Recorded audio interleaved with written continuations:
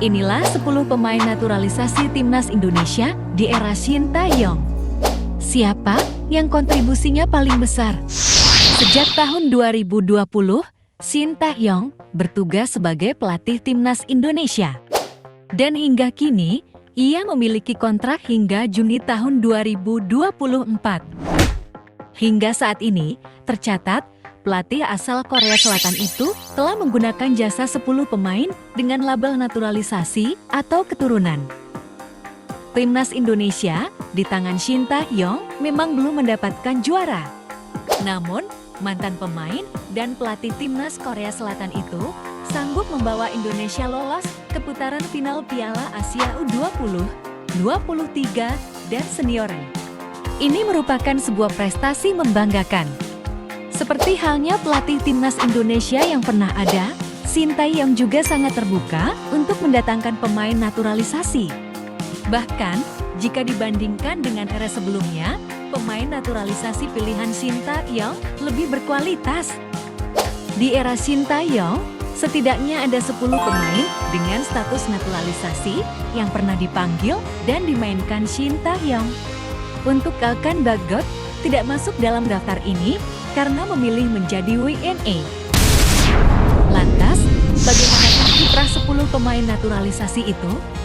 Berikut ini 10 pemain naturalisasi timnas Indonesia era Shin Tae-yong.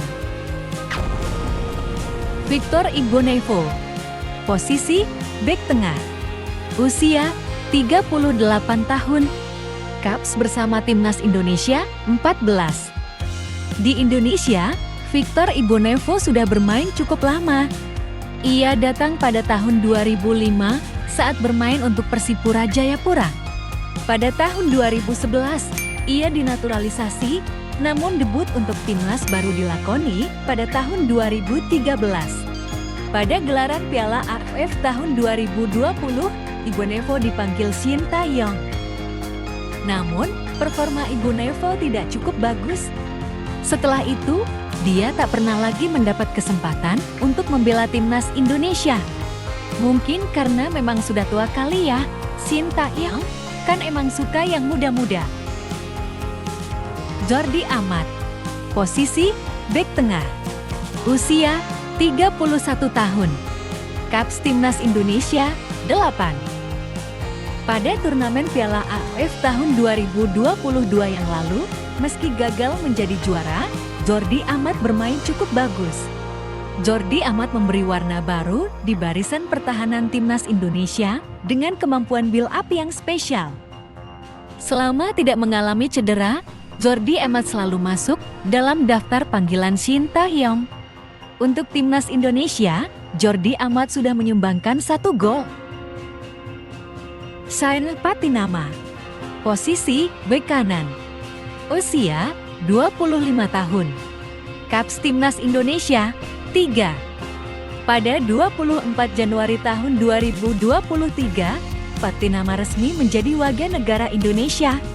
Namun, dia belum bisa secara langsung membela Indonesia pada 2 laga melawan Burundi yang berlangsung pada Maret tahun 2023.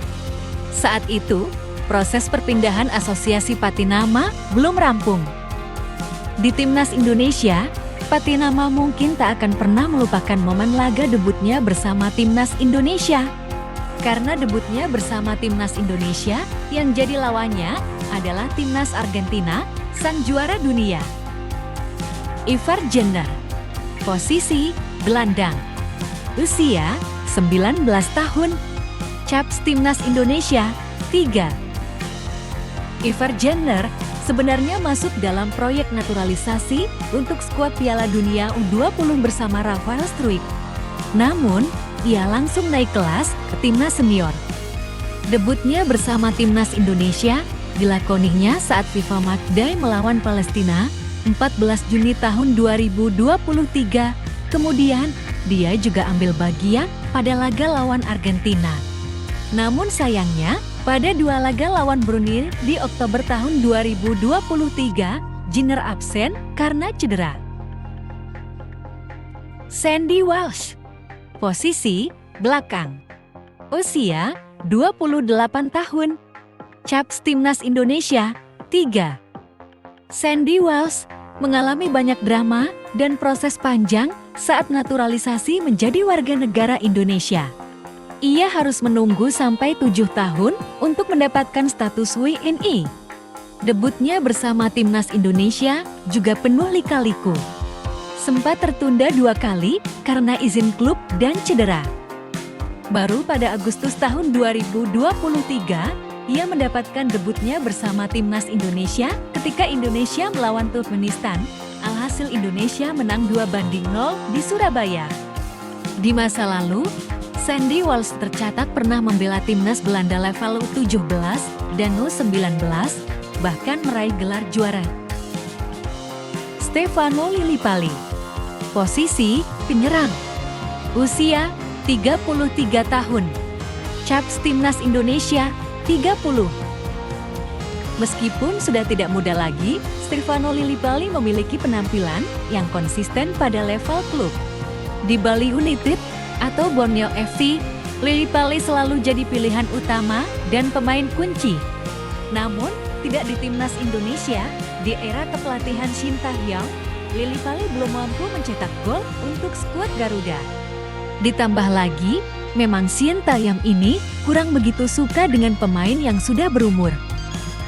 Ilyia Spasojevic, posisi penyerang, usia 36 tahun, caps timnas Indonesia 7. Sama dengan Lillipali, Ilyia Spasojevic nasibnya juga mirip atau bahkan tidak lebih baik.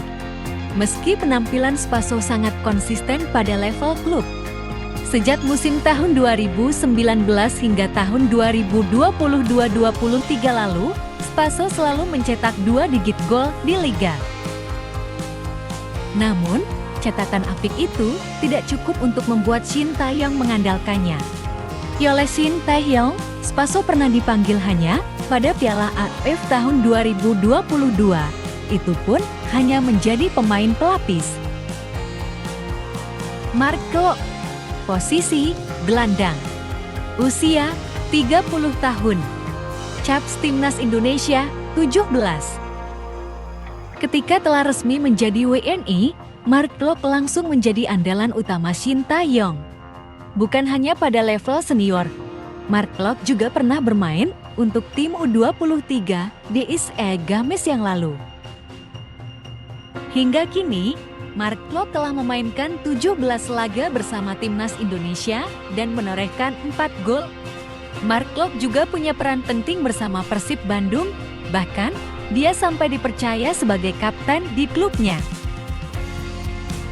Rafael Struijk, posisi penyerang, usia 20 tahun, caps timnas Indonesia 2. Sering tumpulnya penyerangan timnas Indonesia, datangnya Rafael Struijk diharapkan jadi solusi. Seperti Ivar Jenner, Struijk sebenarnya disiapkan untuk gelaran Piala Dunia 20 tahun 2023. Tapi sayangnya turnamen itu batal digelar di Indonesia. Setelah itu, dia pun naik kelas. Struijk langsung jadi bagian dari tim senior. Sejauh ini, dari 2 laga yang dimainkan Struijk bersama tim senior, belum ada gol yang dicetaknya. Akan tetapi, pada level U23, Struijk sudah mencetak 1 pada ajang kualifikasi Piala Asia U23 tahun 2024.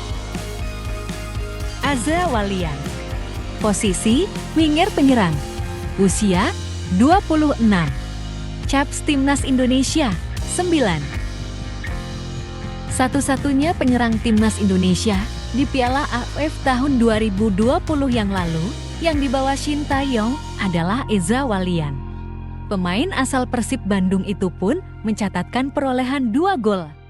Meski begitu, performanya tidak bisa dibilang begitu spesial. Setelah Piala AFF tahun 2020, Eza Walian tak pernah lagi dilirik Shin Tae-yong untuk membela timnas Indonesia lagi. Ia kalah saing dengan penyerang lokal macam Dimas Derajat, Hoki Caraka, atau Ramadan Sananta.